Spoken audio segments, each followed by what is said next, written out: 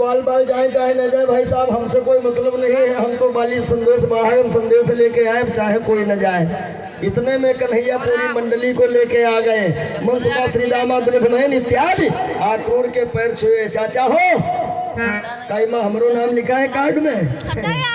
आक्रूर बोले भाई पूरी कन्हैया जी की मंडली का नाम है, लेकिन नंद भाई साहब कह रहे कन्हैया नहीं जाएंगे। अरे मनसुखा बिगड़ गया है बाबा, सुनो कन्हैया क्यों नहीं जाएंगे ये बताओ। नंद जी ने कहा कन्हैया मेरा छोटा है।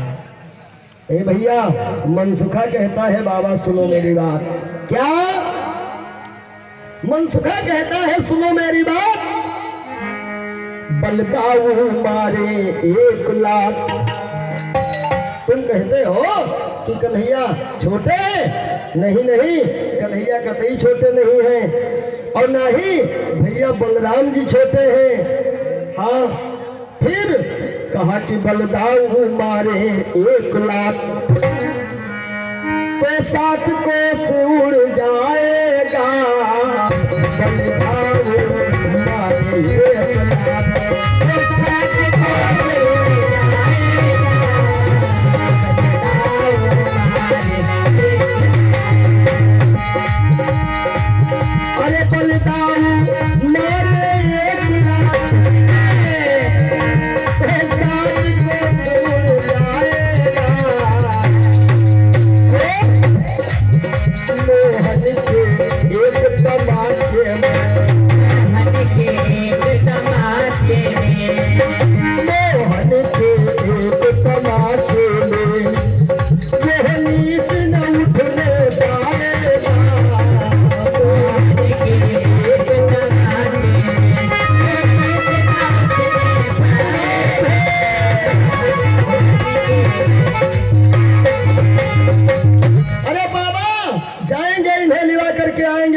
करके आएंगे मथुरा नगरी से ईंट से ईंट बजवा करके। क्यों कन्हैया क्या कहते हो? कन्हैया बोले बहुत सही भैया हम सब लोग चलेंगे।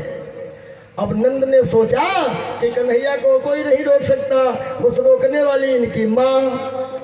और यूँ पता नहीं हुआ भूत पहले से बैठा। नंद जी बड़ा हिसाब से गए। अरे ओ नंद रानी क्या है? कई भैया क्रूर आए हैं। यशोदा बोली आए हैं हमें मिल चुके हैं। कन्हैया मथुरा गए हैं तो गलत का है, चाचा तो साथ हम ही हैं। अब क्रूर जी बेचारे बड़ा उलझन की हम भौजी मिलन कब। और नंद जी बोले के भाई साहब हमें बाद में मिले भौजाई पहले। अरे क्रूर बोले भाई साहब हम कहो कसम खाएंगे वो सीधे तुम्हारे तिराए रहे हम। यशोदा बोली अरे छोड़ो भाई मिल गए तो क्या है, देवर नहीं हमारे। ए भैया जितने कान्हा के प्रेमी जन है ना, किसी के घर में भोजन नहीं बना। पूरे गांव में क्षेत्र में खबर फैल गई कल कन्हैया मथुरा जा रहे हैं। और सज्जनों धीरे धीरे रात बीती, सवेरा हुआ। सवेरे सवेरे आक्रूर जी ने नंद जी को जगा दिया।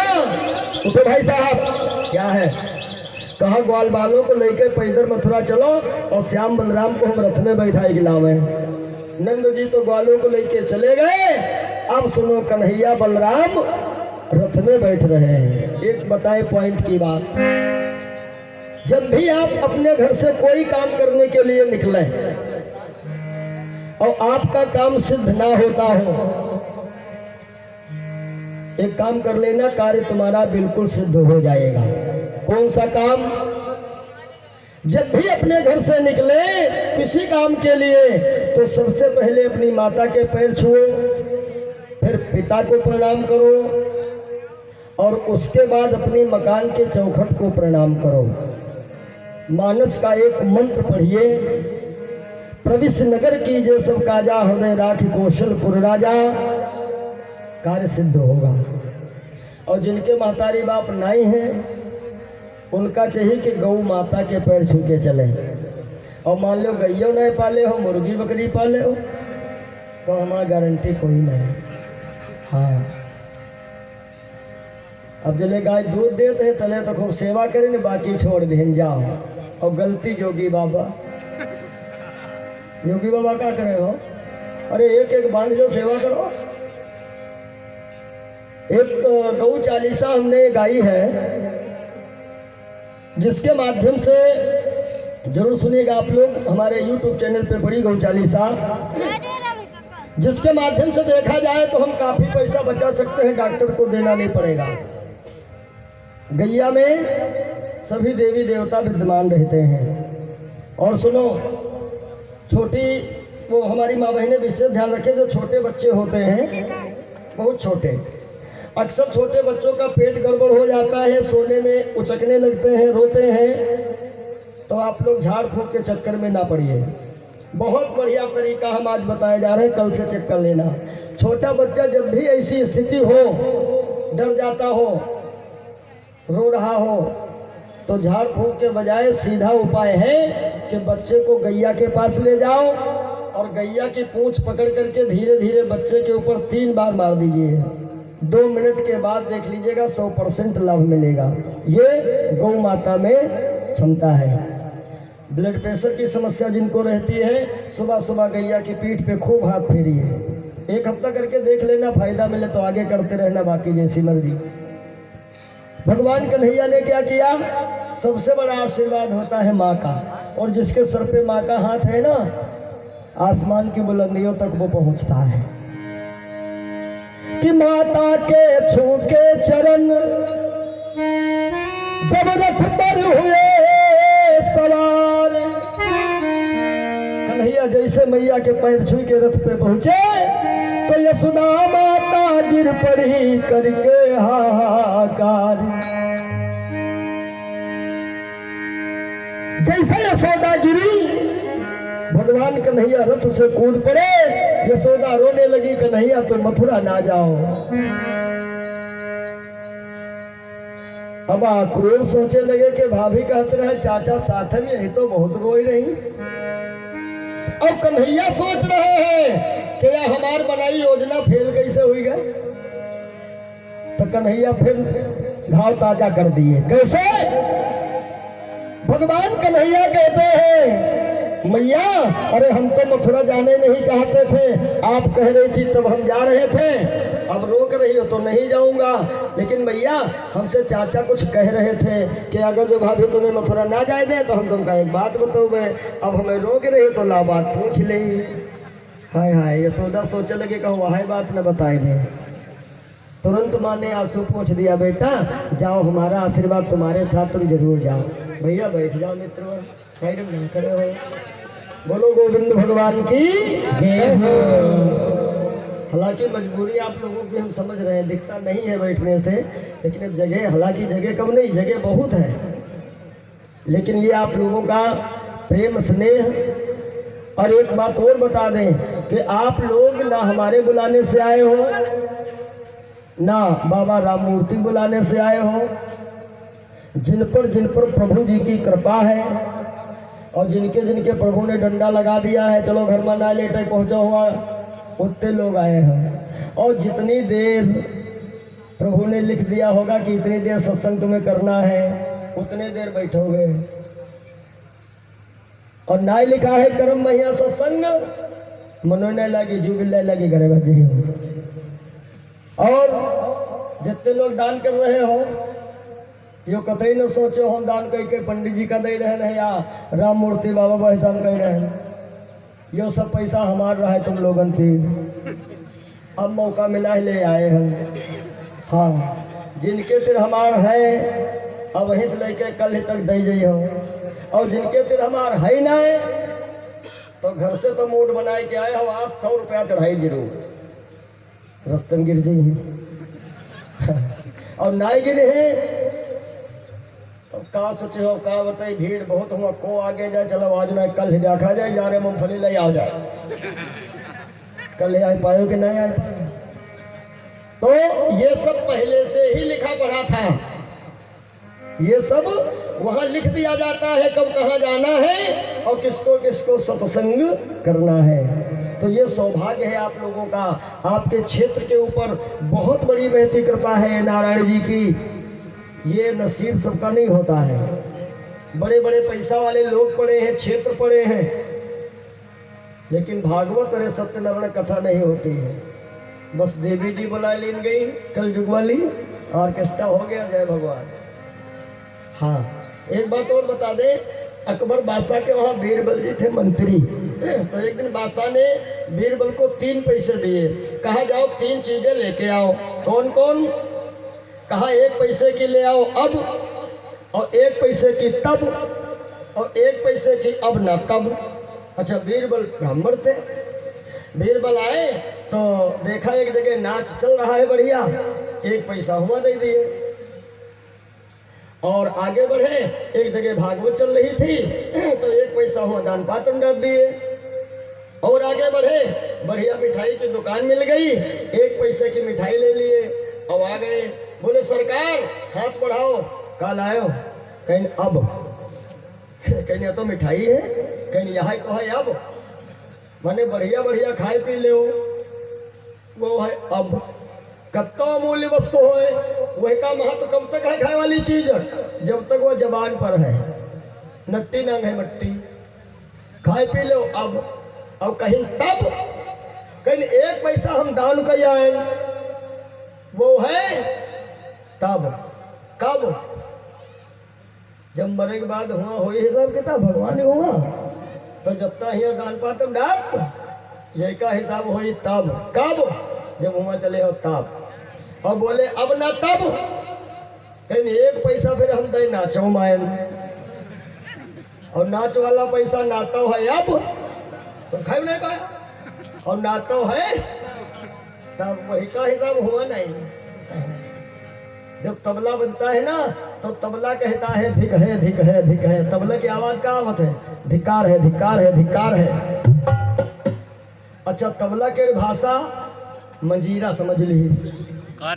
तो मंजीरा पूछे थे तबला से, मंजीरा जब बाजे तो मंजीरे क्या होते? ठीक है ठीक है। तो मंजीर कहा किनको किनको कहेगा धिकार।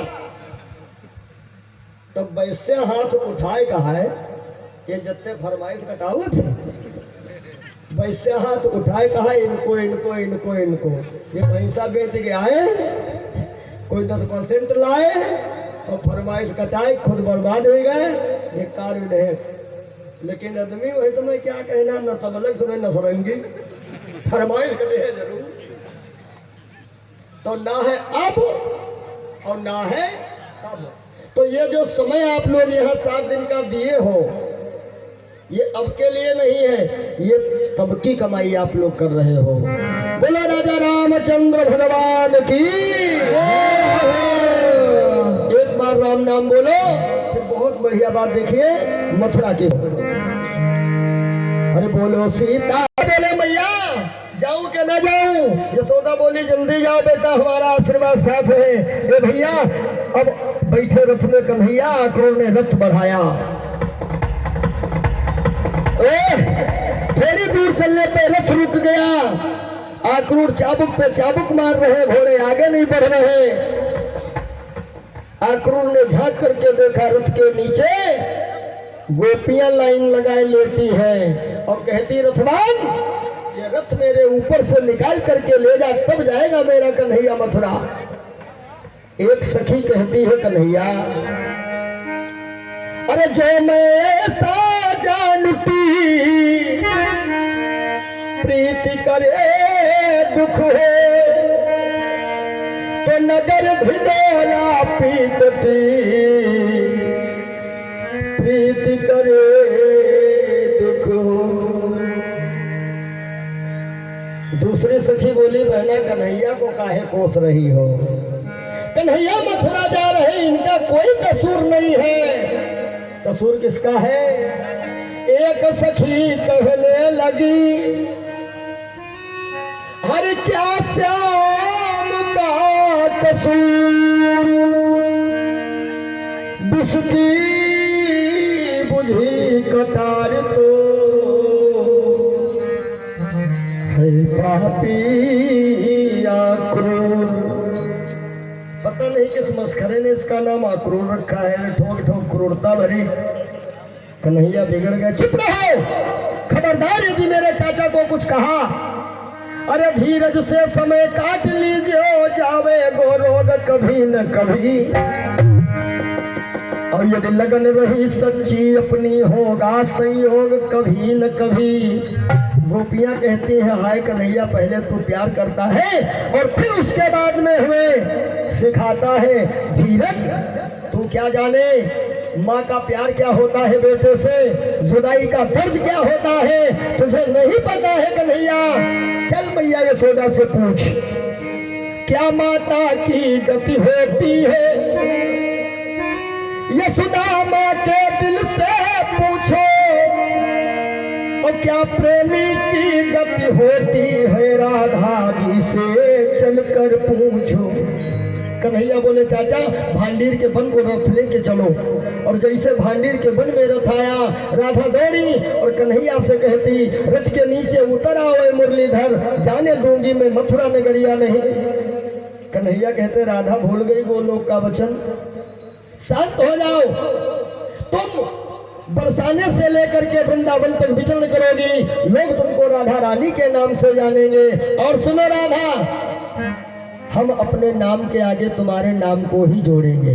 हाँ ठीक है। और अभी एक बार हमारी तुम्हारी मुलाकात होगी, कहाँ? द्वारिका में, और फिर गोलोक में। राधा को धीरज बंधा करके मेरे कन्हैया जैसे रथ में सवार होके भैया बढ़े। अब देखिए वृंदावन वालों का हाल क्या है। सारे वृंदावन वाले छाती कूट कूट करके रो रहे हैं। सज्जनों, हर किसी की आंख में आंसू है। आज छोटे छोटे बच्चे माँ का दूध नहीं पी रहे हैं, बच्चे भी रो रहे हैं। छोटे छोटे बच्चे माँ का दूध नहीं पी रहे हैं, ये छोटे छोटे बच्चे भी रो रहे हैं। और बच्चों की आवाज क्या है ना, सुनो कि बच्चे कहते थे चीख चीख,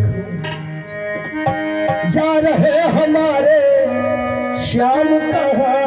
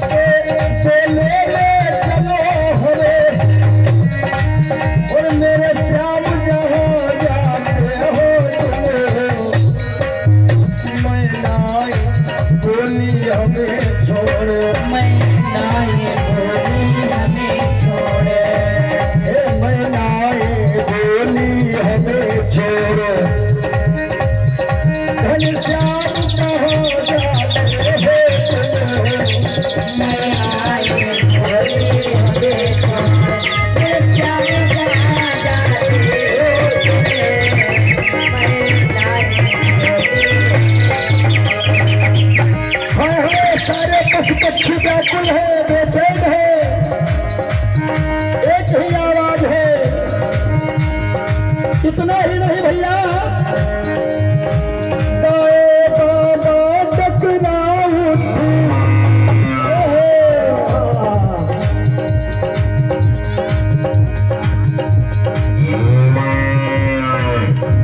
गैया पापा टकरा उठी और हाथी हथनी चिंगार उठे। साथियों, ये कन्हैया का प्रेम है। गैया पापा टकरा उठी, हाथी हथनी चिंगार उठे। कभी चकवा को यल कभी चकवा को ये कवे।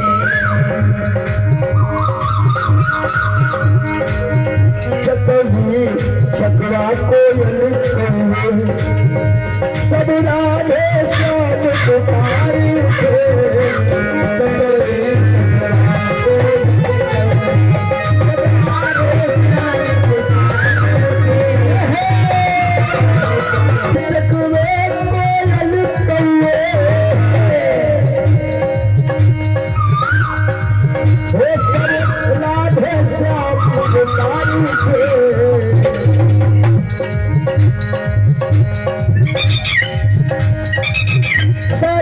पक्षी व्याकुल है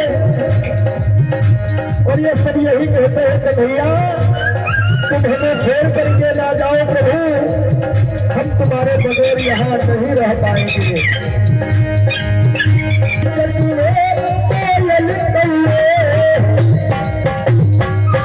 सब राधे श्याम पुकारे उठे।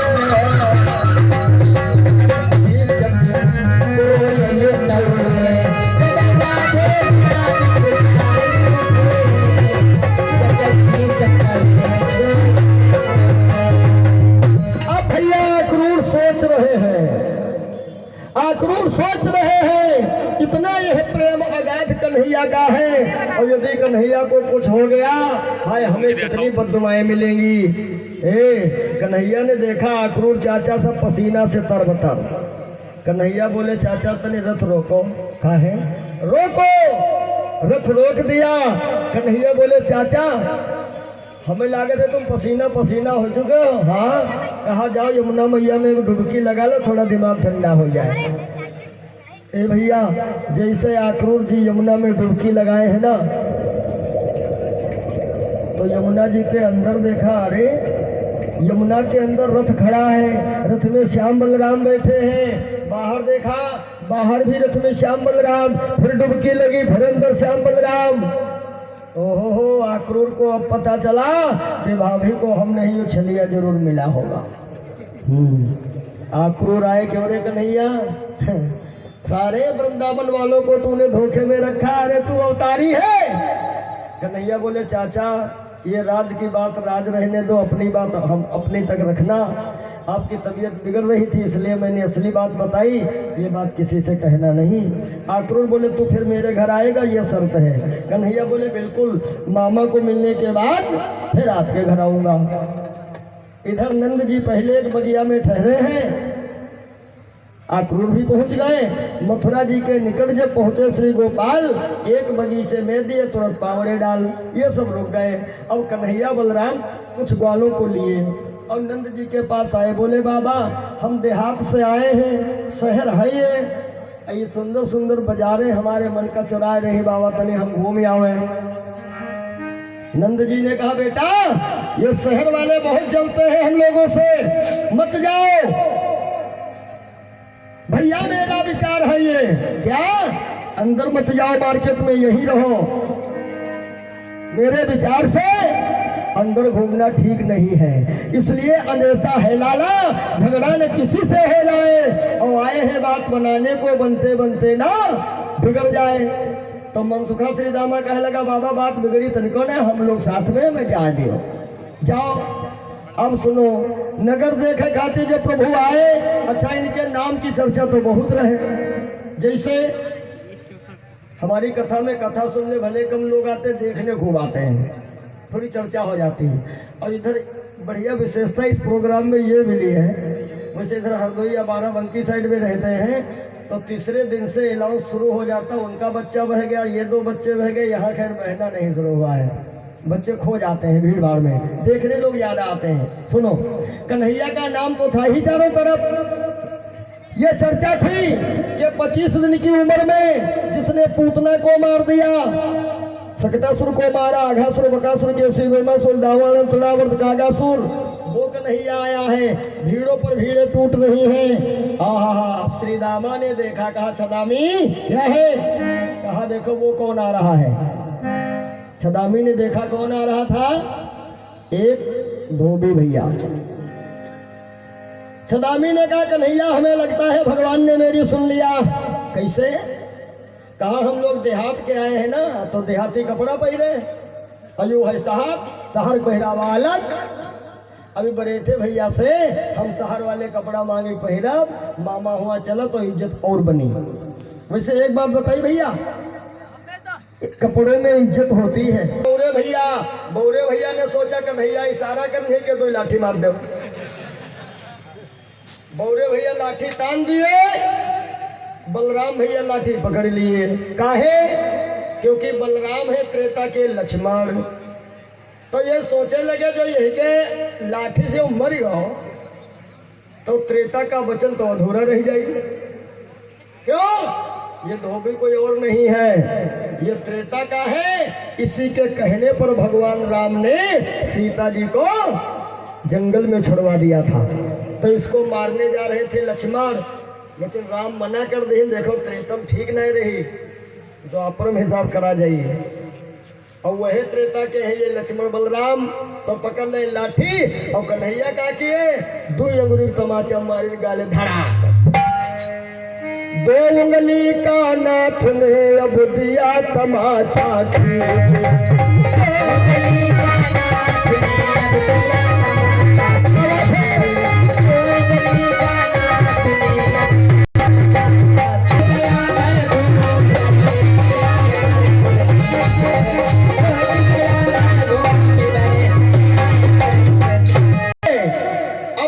मनसुखा दौड़ा, गट्ठर खोला कपड़ों का, निकाला बढ़िया शेरवानी और शेरवानी का पैजामा पहना, हाथों में कुर्ता, पैरों में। मनसुखा ने देखा है उल्टा। जब कहा उल्टा है तब मनसुखा बोला चुप्पे रहो देहाते तो उल्टा कहाँ है, शहर है, यहाँ उल्टे सिर पैरा जात। वैसे एक बात और बताई दे, अपने देहात काम बिगड़ जाए, शहर में यहाँ वह काम बन जात। नाव का रख दे फैशन, और दुनिया का है बर्बाद फैशन। अपने देहात में कपड़ा फट जाए, दूसरा रखे सिलवाए दे तो का कहत पड़ोसी, गरीब बेचारा बहुत है, प्योंदा लगाए वो प्योंदा। और शहर में देख लो रंग बिरंगा प्योंदा पर प्योंदा, वो का है फैशन। अरे फैशन ए भैया वैसे मिले तो मार फटाई पैंट पहले, हम कन्या कैसे फट गए हो? कहीं पंडित जी ये डैमेज है, बड़ा महंगी मिलती। हम कहो अरे फैशन, और फटाई कपड़ों नहीं फैशन। अब लड़का बाढ़ कटाओ देखो कोई का बोलते मुर्गी के कलंगी बना लेते तो हमारे साथ हमें। बोलो गोविंद भगवान की दुनिया बर्बाद है फैशन। कोई भैया जा रहे थे मोटरसाइकिल से, हाँ लगाए थे हेड, वो नहीं छट जाता टोपी आती। अब वो हवा लगी तो उड़ गई, तो बेचारे मजबूरी में यहाँ उल्टा लगाए, लेकिन कि तिम्मा हवा में यहाँ उड़ाई नहीं, वही लगाई मजबूरी बन गवा फैशन। देखे थे पैदल जाए रहे, टोपी लगाए छज्जा पिछवाड़े, कोई ना देखने की मजबूरी रहा है। हाँ फैशन, वाह रे फैशन। मौके पर 2 रुपया नहीं मिले हैं, जेब 18 लगी। क्या पुराना पहनावा था, धोती कुर्ता, लेकिन अब तो भैया सब धीरे धीरे माहौल ही बदल गया। सारे बाल बाल उल्टा सीधा पहन लिए, अब मेरे कन्हैया भी उल्टा सीधा पहने। काहे? कन्हैया पहने भाई मजबूरी। भगवान कहते हम भाई वह काम करो जय माँ हमार भगत खुश रहा है। राम सदा सेवक रुचि राखी, राम सदा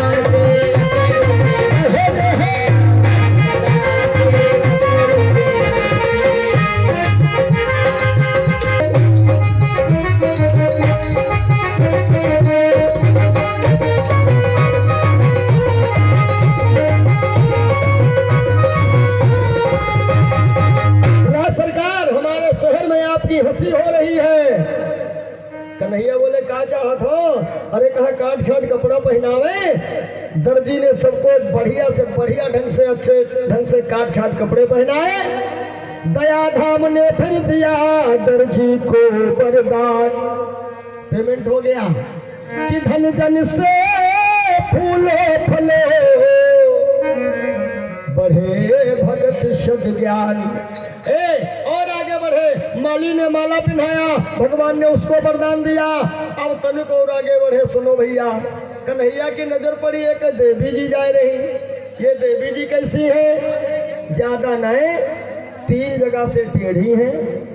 ज्यादा नहीं, 3 जगह से टेढ़ी है और पीठी पे कुबर है, हाथ में कटोरी है, कटोरी में चंदन है, उछल उछल के चल रही है। और जब कन्हैया की नजर पड़ी तो कन्हैया इनसे क्या कहा था? अरे ओ मृगनयनी, ओ पिकमैनी, हमरे चित्तक चुराए तुम कहाँ जाती हो? यहाँ आओ।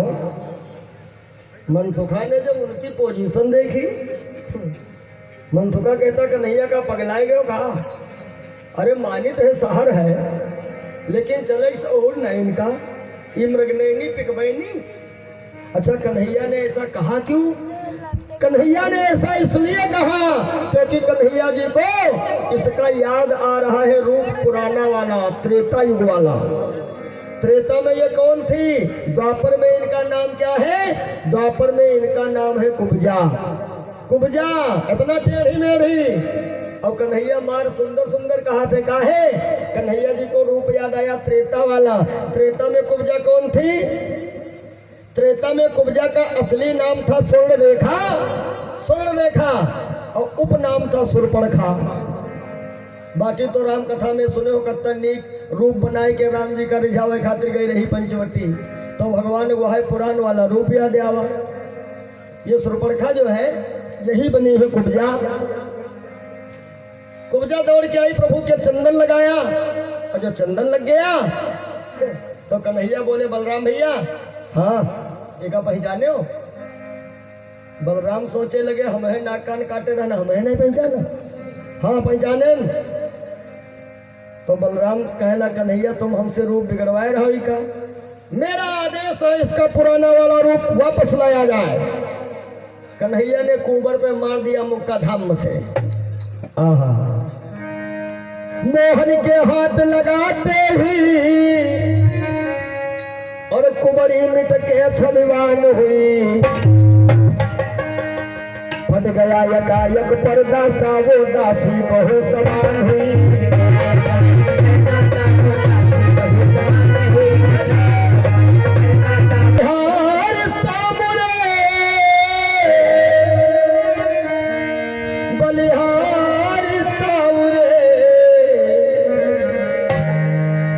तेरी मंद मंद मुस्कुराहट पे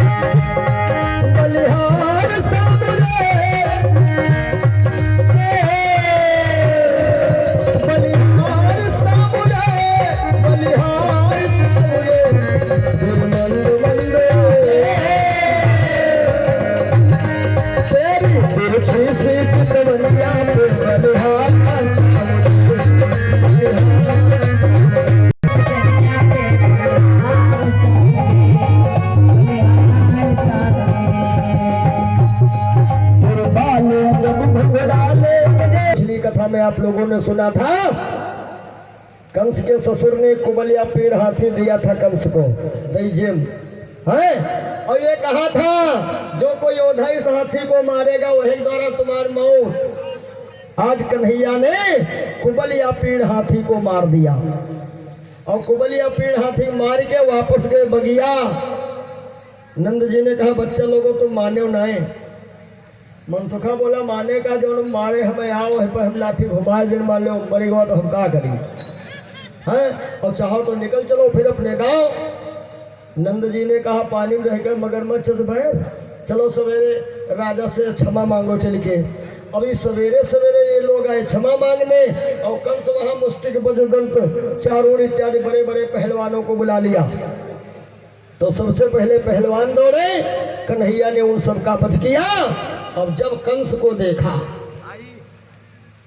कंस और कृष्ण मिली नजर से नजर, कंस जो है गिड़गिड़ाने लगा, अरे अघासुर बकासुर केसी भौमासुर दावल तोड़ावर्तकासुर कहाँ हो, जल्दी आओ, अरे जल्दी आओ, नंद के टुकड़े टुकड़े कर दो, वसुदेव देवकी को आग की ज्वाला में झोंको। बस भगवान कन्हैया को आई गुस्सा, चढ़ गए इसके सिंहासन पे और पकड़ के इसके बाल घसीट के नीचे गिराया, छाती पर सवार हुए बोले, मामा याद करो इस राज की, जब तुम हमारी माता देवकी को भेजने जा रहे थे, इसे बाल पकड़े थे ना। हाय हाय कंस गिड़गिड़ाया, हाँ हाँ हाँ इसे। कन्हैया बोले, सुनो, अरे मामा उन बालों का बदला लेता है बाल देवकी का, और तब तो मामा नभ मारी थी अब सन्मुख लाल देवकी का, कि ब्रज सिंह क्षमा करता तुमको, लेकिन अब छोड़ न सकता है और तुमको थी नभमारी मामा अब सन्मुख तेरा काल।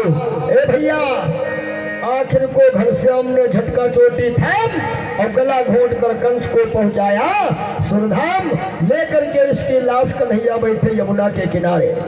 बस अब यहाँ पर बहुत बढ़िया बात समझने योग्य है, सब लोग थोड़ा शांति व्यवस्था के साथ सुनिए।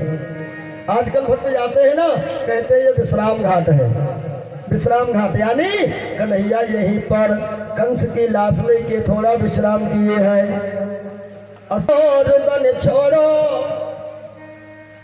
ये सब मतलब का रोना है, और क्या तुमको ये मालूम नहीं, ये हाल सभी का होना है।